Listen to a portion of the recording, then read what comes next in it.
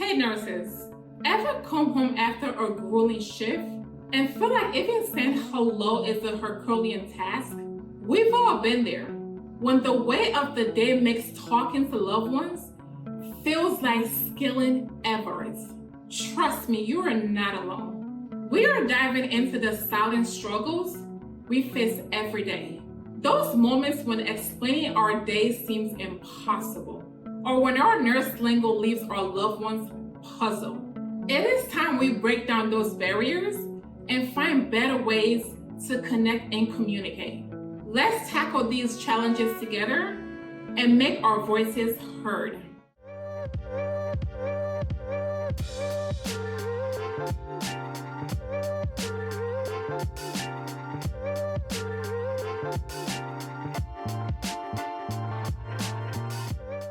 Hello, I'm Tico, a registered nurse who's walked in your shoes. I know those days when you're completely drained after a shift, and even talking to your loved one feels like a challenge. But today, I am here to do more than share my struggles. I want to offer practical tips to help us all reclaim our energy and strengthen those vital connections. So let's dive in and tackle these communication hurdles together. Who knows? We might just discover some easy tricks to improve our lives, both at work and at home. After a long shift, it often feels like the day's weight lingers, making it tempting to retreat into silence. But staying quiet can create a gap between us and our loved ones, leaving them missing a crucial piece of our daily puzzle. When we don't open up, it's like a wall begins to form. And the longer we stay silent, the harder it becomes to bridge that divide. I have experienced this firsthand, trying to isolate myself after a shift. The good news? We have the power to break that silence. Let's make a pact to share our thoughts, invite understanding, and bring connection back into our relationships.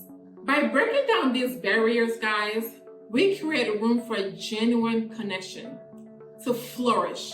However, even the best intentions, another barrier is often standing in our way. You might wonder what that is, right? If you ever feel like you're speaking a different language when you get home from work, I certainly have, guys. But it's not just the exhaustion, it is the weight of the medical jargon we use all day. Terms like stat and CBC can make our loved one feel like we are speaking in code. Imagine coming home and telling your spouse, "Can you please bring me water stat?" I recall one evening after a particularly hectic shift, I was so caught up in medical lingo, and my husband looked at me like I was speaking a foreign language. It wasn't that he didn't want to understand, it's just that our work language can sometimes create a barrier to true connections with those we care about. But here's the thing. We don't have to let medical jargon dominate our home conversation. We can consciously choose to leave the technical talk at work and speak in a language that everyone can actually understand. Let's strive to make our communication clear and inclusive, bridging gaps and fostering stronger and more meaningful connections with our loved ones. Impact on personal life. When discussing communication barriers in nursing, it is crucial to understand how these challenges can infiltrate our personal lives and affect our relationships. You see, the demanding nature of our profession often leaves us mentally and emotionally exhausted, making it extremely difficult to convey our experiences to loved ones. This communication gap can lead to misunderstandings and strain on our relationships. Isolation can be perceived by a loved one as you not making time for them. As nurses, our career profoundly impacts us both personally and professionally. The intense nature of our job and exposure to high-stress situations can significantly shape our perspectives and attitudes towards life. Balancing the demands of work with personal life can be challenging. It is challenging, often leading to feelings of burnout, isolation, and a sense of disconnect from those close to us. Reflecting on the changes brought about by our profession, it's essential to acknowledge both its positive and negative impacts. We have to start embracing both the positive and the negative impacts of our profession. Because while nursing is incredibly rewarding and fulfilling, it also presents significant challenges and requires sacrifices. Recognizing the toll of our profession can take a personal well-being and relationship is crucial. Recognizing the toll our profession can take on personal well-being and relationship is crucial. So in order to navigate these challenges effectively, prioritizing self-care and maintaining open communication with our loved ones is vital, guys. I think it's time we start adding this as the 7th or 8th vitals to our vital signs. Because by doing so, we can better manage the stresses of our profession and foster stronger and more resilient relationships. Now, let me share some practical tips and strategies with you. Straight from my own experiences, guys, it can help you to overcome communication barriers in nursing and maintain a healthy work-life balance. Also, it can save a lot of your time as well, okay? Because the last thing I want you to do is go through the hurdle that I went through myself to get to this point. So I am here to share my experiences with you. So first off, let's talk about active listening.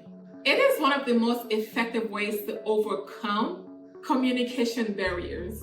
See, communication is not just about talking, it's also about listening as well.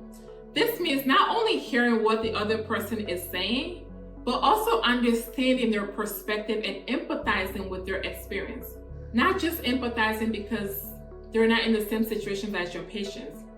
See, by actively listening to our loved ones, our colleagues, and patients, we can build stronger connections and improve communication as well.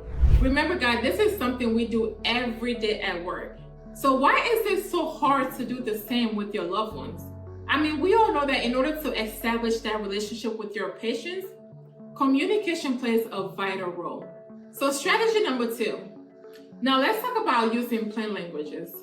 So instead of getting caught up in the medical jargons, let's keep it simple and straightforward, especially outside the workplace. I know how hard it is, but we have to.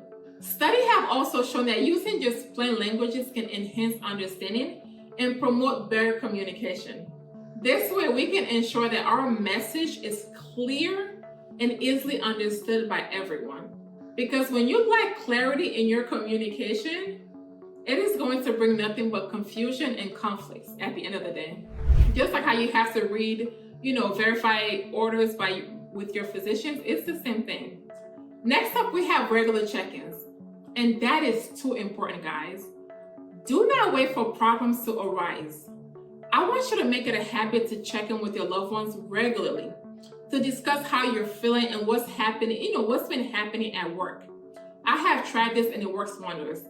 These regular check-ins can provide an opportunity to share experiences, express concerns, and offer support to one another. Because by maintaining open lines of communication, we can strengthen our relationship and prevent misunderstanding from arising. Because when I communicate with my husband what's going on, with me at work, he's already prepared when it comes to who is coming home to him. These are so important, guys. Do not isolate yourself or keep things to yourself. I guess I've talked about self-boundaries in my previous video as well. As I mentioned before, it is so important to establish boundaries between work and home life. If you really want to prevent burnout and maintain a healthy relationship, take this advice and run with it, guys. And remember, seeking support is nothing to be ashamed of. Whether it's from colleagues, mentors, or professional counselors, reaching out for support can make all the difference, guys. I'm at the point right now where I do not hold back when it comes to anything that happens to me at work. And here's the last strategy, guys: practicing self-care. You must prioritize self-care to ensure that you are in the best possible mindset to communicate effectively with others. And I made a video previously about what self-care is to me and what I consider self-care. This includes getting enough rest, engaging in activities that brings you joy, and seeking support when needed. Studies have also shown that self-care practices can improve overall well-being and enhance communication skills. Because when you do not take care of yourself, how can you possibly communicate to anybody? Not alone in a way where they can actually understand what you're trying to communicate. By implementing these strategies, we can overcome communication barriers and foster stronger connections with our loved ones, colleagues, and patients, ultimately improving our overall quality of life as nurses. Remember, guys, you're not alone in these challenges.